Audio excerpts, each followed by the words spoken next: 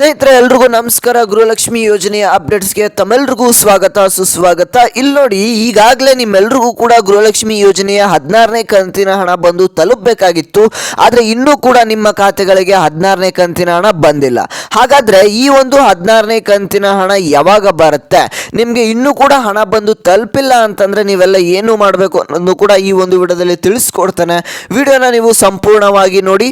ಹಾಗೆ ಇನ್ನೂ ಯಾರು ನಮ್ಮ ಚಾನಲ್ಗೆ ಸಬ್ಸ್ಕ್ರೈಬ್ ಮಾಡ್ಕೊಳ್ಳದೆ ವಿಡಿಯೋಸ್ನ ನೋಡ್ತಿದ್ದೀರಾ, ಎಲ್ಲರೂ ಕೂಡ ತಪ್ಪದೆ ಈ ಕೂಡಲೇ ಸಬ್ಸ್ಕ್ರೈಬ್ ಮಾಡ್ಕೊಳ್ಳಿ.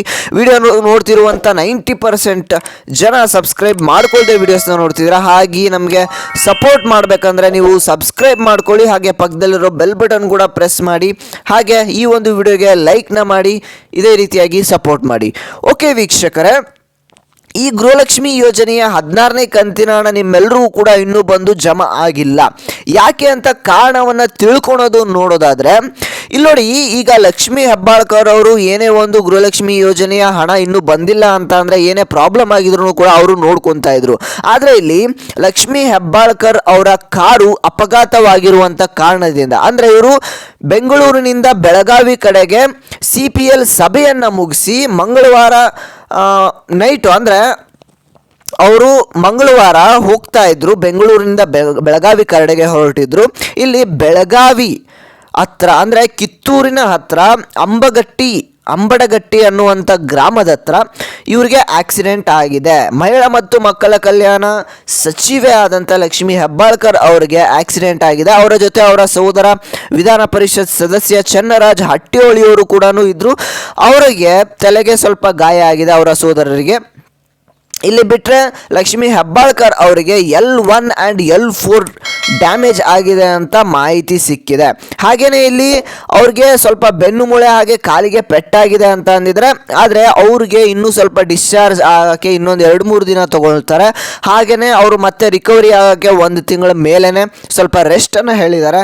ಹಾಗಾಗಿ ಇಲ್ಲಿ ಗೃಹಲಕ್ಷ್ಮಿ ಯೋಜನೆಯ 16ನೇ ಕಂತಿನ ಹಣ ಏನಿದೆ, ಈ ಒಂದು 16ನೇ ಕಂತಿನ ಹಣಕ್ಕೆ ಸಂಬಂಧಪಟ್ಟಂತೆ ಏನಾದ್ರೂ ಕೂಡ ಡೌಟ್ಸ್ ಇದ್ದರೆ, ಹಾಗೆ ಏನಾದರೂ ಕೂಡ ಪ್ರಾಬ್ಲಮ್ಸ್ ಬಂತು ಅಂತ ಅಂದರೆ ಇಲ್ಲಿ ಲಕ್ಷ್ಮೀ ಹೆಬ್ಬಾಳ್ಕರ್ ಅವರು ನೋಡ್ಕೊತಿದ್ರು. ಇಷ್ಟು ದಿನ ಏನಾದರೂ ಗೃಹಲಕ್ಷ್ಮಿ ಯೋಜನೆಯ ಪ್ರಾಬ್ಲಮ್ ಏನಾದರೂ ಬಂತು ಅಂತ ಅಂದರೆ, ಹಣದ ಬಗ್ಗೆ ಸಮಸ್ಯೆ ಏನಾದರೂ ಇತ್ತು ಅಂತ ಅಂದರೆ ಇಲ್ಲಿ ಲಕ್ಷ್ಮೀ ಹೆಬ್ಬಾಳ್ಕರ್ ಅವರು ನೋಡ್ಕೊತಿದ್ರು. ಆದರೆ ನಿಮ್ಮೆಲ್ಲರಿಗೂ ಕೂಡ ಒಂದು ಡೌಟ್ ಇದೆ.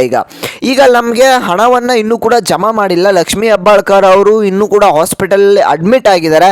ಹಾಗಾದರೆ ನಮಗೆ ಈ ಒಂದು ಹಣ ಬರುತ್ತಾ ಇಲ್ವಾ ಅನ್ನೋದು ಕೂಡ ನಿಮ್ಮೆಲ್ಲರಿಗೂ ಕೂಡ ಡೌಟ್ ಆಗಿದೆ. ಇಲ್ಲಿ ನೋಡಿ, ಈಗಾಗಲೇ ಸರ್ಕಾರದ ಕಡೆಯಿಂದ ನಿಮಗೆ ಸಂಕ್ರಾಂತಿ ಹಬ್ಬಕ್ಕೆ, ಅಂದರೆ ಜನವರಿ 14ನೇ ತಾರೀಕು ನಿಮ್ಮೆಲ್ಲರಿಗೂ ಕೂಡ ಹಣವನ್ನು ರಿಲೀಸ್ ಮಾಡಬೇಕಾಗಿತ್ತು. ಆದರೆ ಕಾರಣಾಂತರಗಳಿಂದ ನಿಮಗೆ ಹಣ ಬಂದು ತಲುಪಿಲ್ಲ. ಈಗಾಗಲೇ ಸರ್ಕಾರದ ಕಡೆಯಿಂದ ಹಣ ಈಗಾಗಲೇ ರಿಲೀಸ್ ಆಗಿದೆ. ಆದರೆ DBT ಪುಷ್ ಮಾಡಿ ನಿಮ್ಮ ಖಾತೆಗಳಿಗೆ ಹಣವನ್ನು ಜಮಾ ಮಾಡುವಂಥ ಏನು ಪ್ರೊಸೆಸ್ ಇತ್ತು ಅದು ನಿಲ್ಲಿಸಿದ್ದಾರೆ.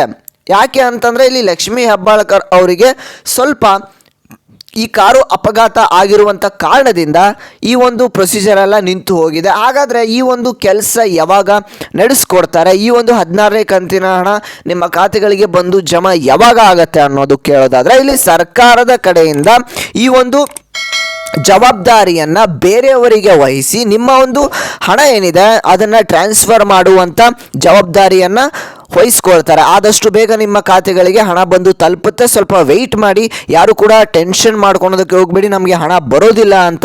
ಈ ಒಂದು ಹಣ ನಿಮ್ಮ ಖಾತೆಗಳಿಗೆ ಬಂದು ತಲುಪುತ್ತೆ ವೀಕ್ಷಕರೇ, ಆದಷ್ಟು ಬೇಗ ಬರುತ್ತೆ. ಈಗ ನೀವು ವಿಡಿಯೋಗೆ ಲೈಕ್ ಮಾಡಿ, ಯಾವ ಕಂತಿನ ಹಣ ಬಂದಿಲ್ಲ ಅನ್ನೋದನ್ನ ಕಮೆಂಟ್ ಮಾಡಿ.